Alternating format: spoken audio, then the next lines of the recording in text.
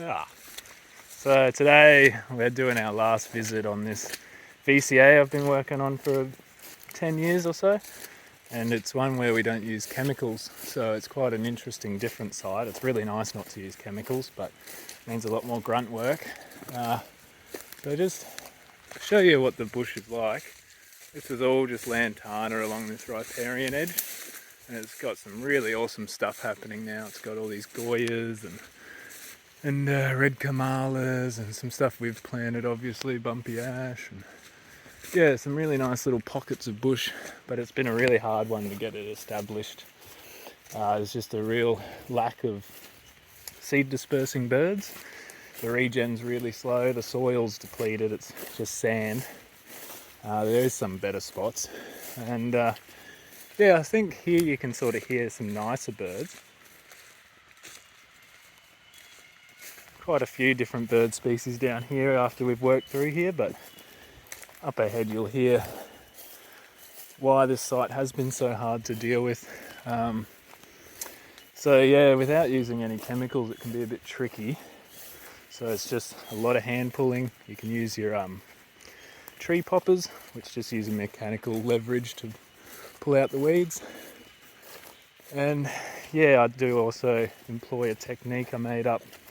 I mean, it's probably already well established, but just ring barking the tree and then just rubbing dirt into the wound, try and introduce some pathogens into it.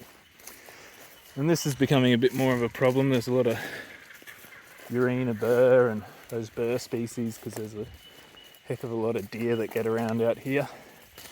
They rub down our trees, especially in the drier time of the year when they find this kind of seasonally, pretty much all year round wet creek system throughout this really dry eucalypt forest.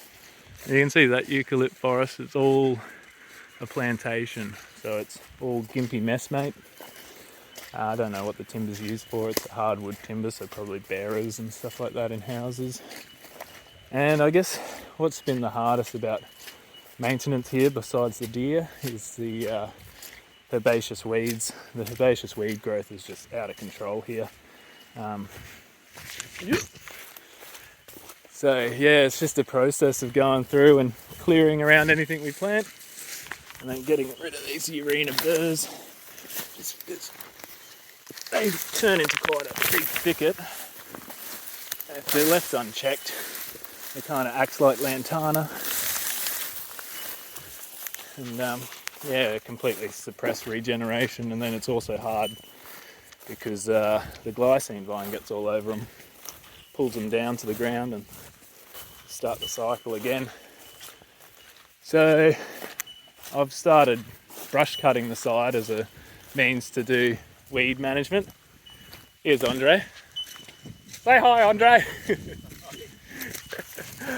Super professional. And the brush cutting's working a treat. It's just keeping the herbaceous weeds down, done a lot of re-veg, so they're starting to look alright. I mean, had 2 floods this year, so it hasn't been easy. But luckily, most of them have clinged in there. In this area that's just been terrible to try and manage for the last, I don't know, 4 years or so we've been in here. Got up to this point, so it's been really hard, but now you're starting to hear a different choir of birds, and I'll just let you listen to that.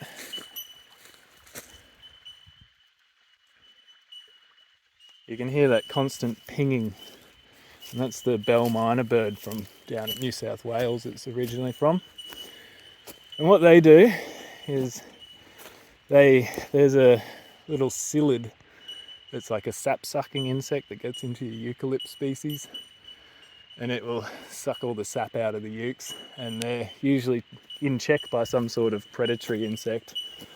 But the bell miner birds pretty much just preferentially eat that predatory insect. So you can see this eucalypt, it's a nice big old, can't remember what they were, I'm pretty sure they were blackbutts or floodeds. And they're completely fried, completely dead. And that's what these bell miner birds are doing. So it's it's really important for us to come through and get that lantana down, because they like to build their nests in those lower sort of canopy structures. So they like a nice dense low canopy and then a really tall canopy above them. And that's exactly what they've got inside the messmate plantation. And they're extremely aggressive birds. So they'll outcompete, chase off any of the other birds. And their song, this pinging, basically just creates an audible wall, and there's no the other birds can't really communicate effectively throughout. So that's one of my theories as to why the regen's so slow here.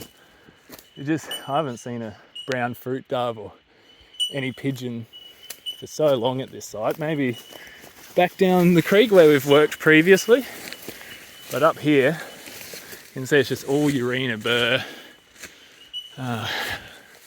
lantana, and it's just completely crowded out. Oh, I mean, look at that. Isn't that horrible?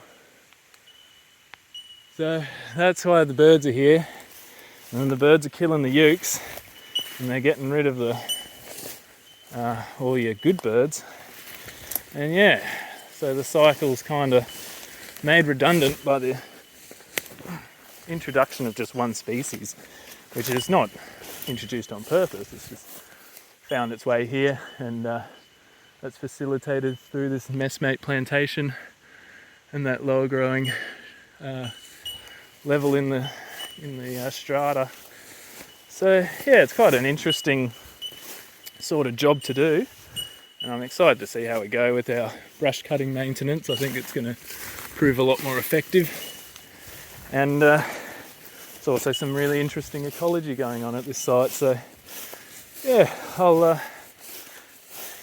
tune back in some other time. Oh geez, there's a jumping ant on my... Oh. Bye.